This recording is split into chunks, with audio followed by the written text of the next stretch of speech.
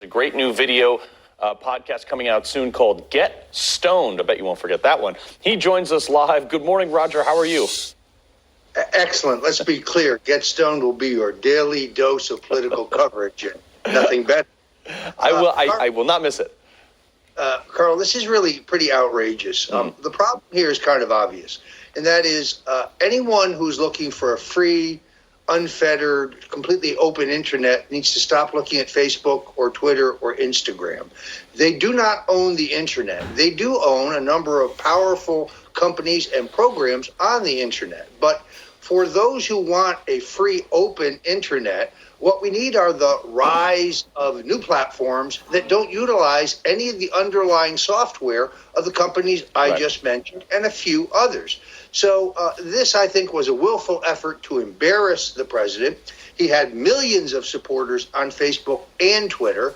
I think he should forget trying to get back there and put his energies into helping those venture capitalists and those software engineers committed to building new platforms on the internet that will be open to everybody, not just conservatives and Christians and Republicans and Trump supporters, but open to everyone. That is the key to future communication. Well, it's interesting. We've had, conservative style social medias. We had Parler, and that fizzled out because they were attacked from every single angle. I recently joined this thing called Free Space, and we're going to see how that pans out. But they don't seem to have the teeth and the staying power that a lot of these other ones, Twitter and Facebook have had. But these social media bans, it is interesting. I don't want to say it's hurting Trump, but I hear from him less because he's not on Twitter. Like, I used to get regular retweets from the guy. I used to follow him every time he would tweet, an alert would come up. So aside from the disappearance of that megaphone, do you really think this has hurt his brand at all? Well, more importantly, I think it is hurting the public's access to information. Let me give you a perfect example. You'll recall back during the presidential debates when Joe Biden said that no member of his family would have any foreign investment. Right. Well, unfortunately, you won't find it on Facebook or Twitter this morning, but Hunter Biden's stake in the Chinese company Bohai Harvest RST, his stake in the Chinese investment company, where his partner is the Chinese central bank, is about to be bought out for $200 million. My sources tell me, and they're from Hong Kong, excellent sources, $200 million. Now, you won't find that on Facebook. You won't find it on Twitter. You won't find it on Instagram. So it's not just the fact that President Trump and other Republicans are limited, but they're also censoring the actual news. And there's the real danger to America. Yeah, that is crazy. And you've also had them censor when the Hunter Biden laptop came out. They said, we're not going to publish this. And they censored anything, COVID-related things. If you, God forbid, speak out and say, look, I'm not really going to get this vaccination until there's more trials. They're like, oh, this is false. And fact checkers jump down your throat. But you also, you recently said that if President Trump doesn't run in 2024, he would recruit Michael Flynn to run for president. Have you spoken to Flynn about this? Well, right now, General Flynn assures me he's not a candidate for anything. He's not interested in running for public office, but he is interested in helping save this country. Let me be very clear. If President Trump decides to run, I am 100% in his corner. He is my first choice in 2024. He's been my first choice since 1988. Right. But in the event that he decides not to run, I think we need one candidate who can galvanize the America First movement. I think General Flynn, much like General Eisenhower, a non-politician, but a man, I think, of great destiny, great principle, should be drafted by the American people, should be drafted by those Trump supporters, but only if the president chooses not to run. Right. Yeah, I mean, look, General Flynn has been here on this show. I love the guy. I've been a staunch ally of his since day one, despite thick and thin, because he is a true patriot. But I want to talk about Matt Gaetz, all right? This controversy is getting bigger, like in the last 4 hours. Now, the Daily Beast reported that his associate, Joel Greenberg, who you know, obviously, wrote you a letter in the final months of the Trump White House asking for a pardon for the exchange of $250,000 in Bitcoin. Now, Greenberg allegedly admitted that letter he had sent to Gaetz for paid sex with several young women, including a 17-year-old. Now, Gaetz obviously denies all this wrongdoing. Is this report in this letter true at all, and what can you say about it?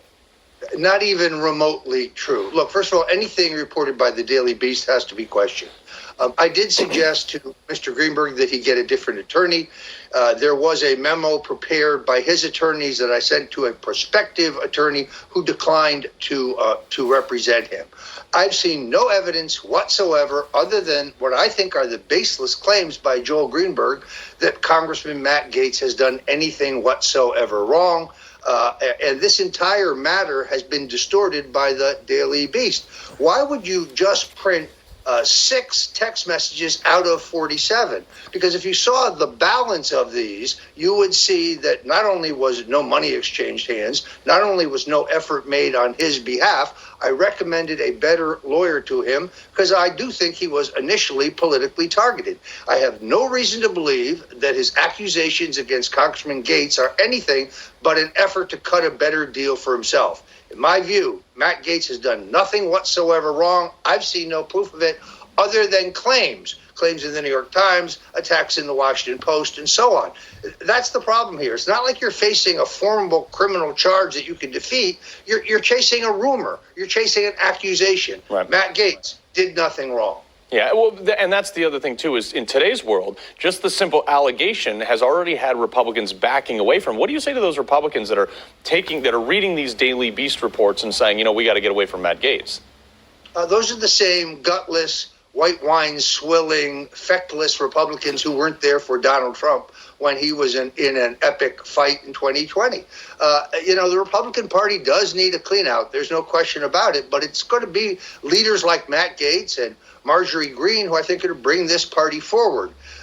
Liz Cheney needs to have one opponent, for example, one opponent carrying the America First agenda. If the vote out there splits among 5 Trump supporters and Liz Cheney, she might survive. But I would like to say yet again, Matt Gaetz is a good man who's being unfairly smeared, and my entire correspondence with the Seminole County tax auditor has been distorted, taken out of context. It's truncated. There are parts of it. It has been moved around out of order. This is a fraud. But what do you expect from the Daily Beast?